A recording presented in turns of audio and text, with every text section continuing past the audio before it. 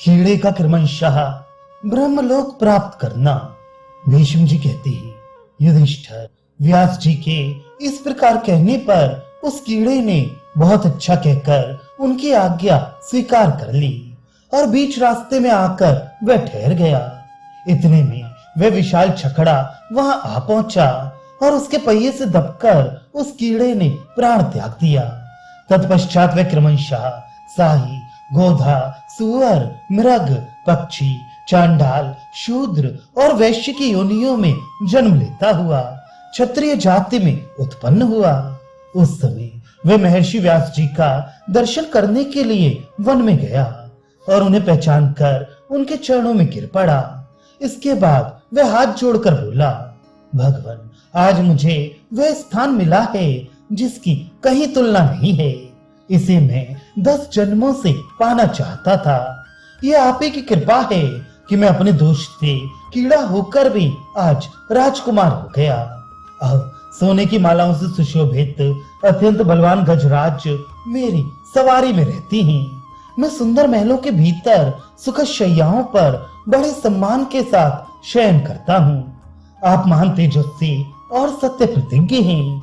आपके ही प्रसाद से आज मैं कीड़े से राजपूत हो गया हूँ। महाप्राज्ञ, आपको नमस्कार है। आपके तपोबल के प्रभाव से मुझे ये राजपद प्राप्त हुआ है, अतः आज्ञा दीजिए, मैं आपकी क्या सेवा करूं? व्यास जी ने कहा, राजन, आज तुमने अपनी वाणी से मेरा भली भांति स्तवन किया है। अभी तक तुम्हें अपनी कीट योनि की कलुषित स्मृति बनी हुई है। तुमने पूर्व जन्म में अर्थपरायण, निशंस और आत्ताई शूद्र होकर जो पाप संचित किया था, उसका सर्वथा नाश नहीं हुआ है।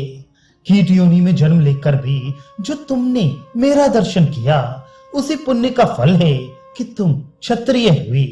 और आज जो तुमने मेरी पूजा की, इससे तुम्हें ब्राह्मणत्व की प्राप्ति होगी।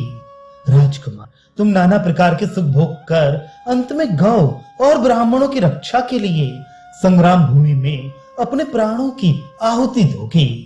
तदनंतर ब्राह्मण रूप में प्रचुर दक्षिणा वाले अनेकों यज्ञों का अनुष्ठान करके अविनाशी ब्रह्म स्वरूप होकर अक्षय आनंद का अनुभव करोगे। भीष्म जी कहती है, इस प्रकार अपने पूर्व जन्म का स्मरण करने वाला वह कीट अब क्षत्रिय योनि में उत्पन्न हो क्षत्रिय धर्म का पालन करने लगा। तत्पश्चात उसने बड़ी भारी तपस्या आरंभ की। धर्म और अर्थ के तत्व को जानने वाले उस राजकुमार की उग्र तपस्या देखकर विप्रवर श्री कृष्ण द्वैपायन व्यास जी उसके पास आए और कहने लगे, कीट, प्राणियों की रक्षा करना ही क्षत्रियों का धर्म है। तुम शुभ और अशुभ का ज्ञान प्राप्त करो तथा अपने मन और इंद्रियों को वश में करके भले भांति प्रजा का पालन करो। उत्तम भोगों का दान करते हुए अपने अशुभ दोषों का मार्जन करो। प्रसन्न रहो और आत्मा का ज्ञान प्राप्त करो। आजीवन स्वधर्म का पालन करते रहो। तदनंतर क्षत्रिय शरीर का त्याग करके ब्राह्मणत्व को प्राप्त करोगे। युधिष्ठिर, महर्षि व्यास की बात सुनकर वह राजकुमार प्रजा का धर्म पूर्वक पालन करने लगा।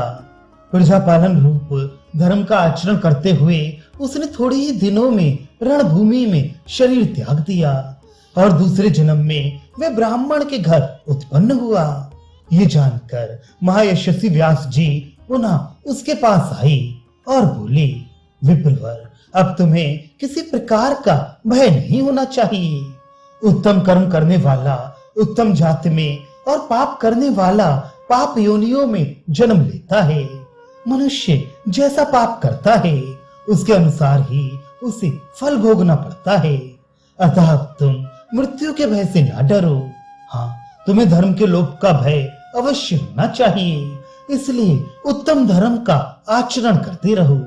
कीट ने कहा, भगवान, आपकी कृपा से मुझे अधिकाधिक सुख की अवस्था प्राप्त होती गई है। आज धर्म मूलक संपत्ति पाकर मेरा सारा पाप नष्ट हो गया। भीष्म जी कहते हैं, इस प्रकार भगवान व्यास के कथनानुसार उस कीट ने दुर्लभ ब्राह्मणत्व को पाकर पृथ्वी को सैकड़ों यज्ञ यूपों से अंकित कर दिया। अर्थात उसने सैकड़ों यज्ञ किए। तदनंतर ब्रह्मवेत्ताओं में श्रेष्ठ होकर उसने ब्रह्मा जी का सालोक्य प्राप्त किया।